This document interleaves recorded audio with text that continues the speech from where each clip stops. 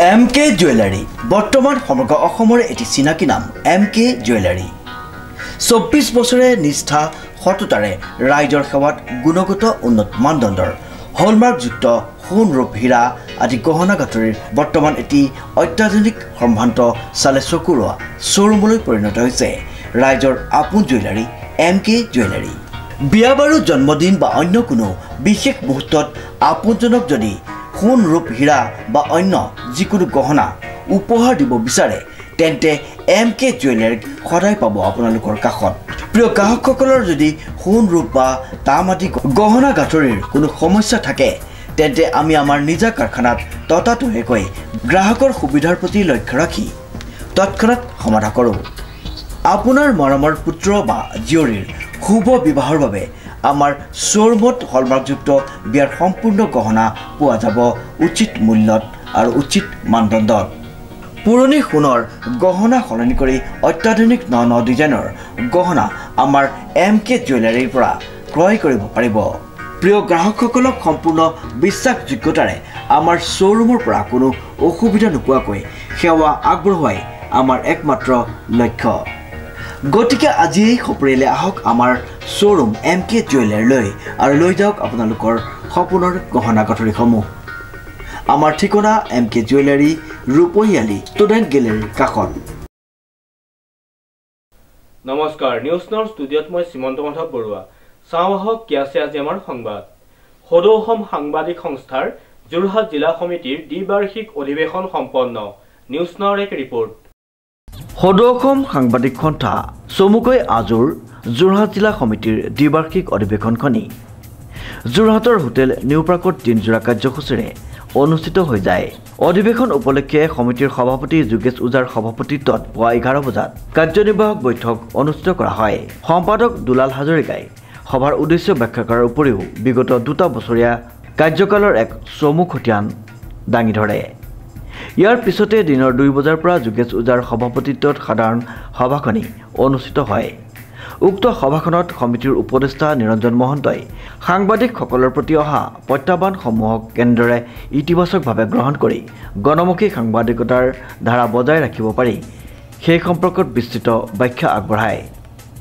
উল্লেখযোগ্য যে আজোৰ কেন্দ্ৰীয় সমিতিৰ পৰ্যবেক্ষকৰূপে উপস্থিত থাকে আব্দুল গফুৰ আহমেদ।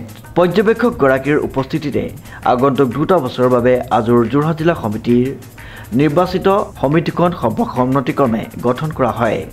নতুন সমিতিখনত যোগেশ ওজাক সভাপতি, দিব্যজ্যোতি শইকীয়াক কাৰ্যকৰী সভাপতি আৰু দুলাল কলিতাক সম্পাদক ৰূপে সভাই মনোনীত কৰে। ইয়াৰ উপৰিও জ্যেষ্ঠ সাংবাদিক নৱজ্যোতি বৰুৱা আৰু দেৱজিৎ বৰুৱাক আজোৰ কেন্দ্ৰীয় সমিতিৰ সদস্যৰূপে সভাই মনোনীত কৰে। সদৌ অসম সাংবাদিক সন্থা যোৰহাট জিলা সমিতিৰ আজি দ্বিতীয় বাৰ্ষিক সাধাৰণ সভাখন অনুষ্ঠিত হৈ যায়।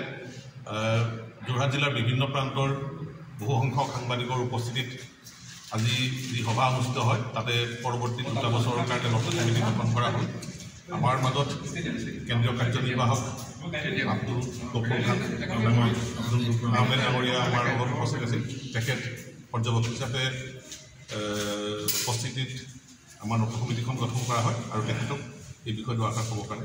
সদৌ অসম সাংবাদিক সন্থাৰ যোৰহাট জিলাৰ আজি দ্বিতীয় বাৰ্ষিক অধিৱেশনখন হ'ল আৰু এই অধিৱেশনখনত আমাক কেন্দ্ৰীয় সমিতিয়ে পৰ্যবেক্ষক হিচাপে আমাক নিয়োগ কৰিছিলে আৰু আমি আহি সঁচাকৈ অভিভূত হ'লোঁ।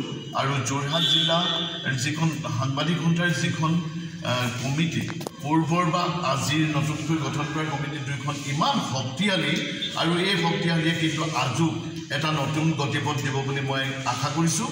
আমাৰ পৰ্যবেক্ষণত পূৰ্বৰ সমিতিখন ভংগ কৰি নতুন সমিতিখন গঠন কৰা হয়।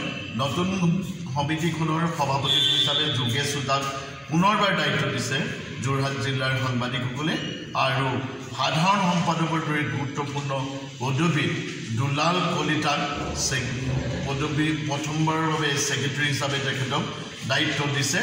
আৰু আমাৰ আগন্তুক 30-31 ডিচেম্বৰত বৰপেটা সৰ্থেবাৰীত আয়োজন কৰা আমাৰ একাদশ দ্বিবাৰ্ষিক অধিৱেশনৰ বাবে কেন্দ্ৰীয় সমিতি 2জন সদস্য মনোনীত কৰিছে কেন্দ্ৰীয় সমিতিলৈ।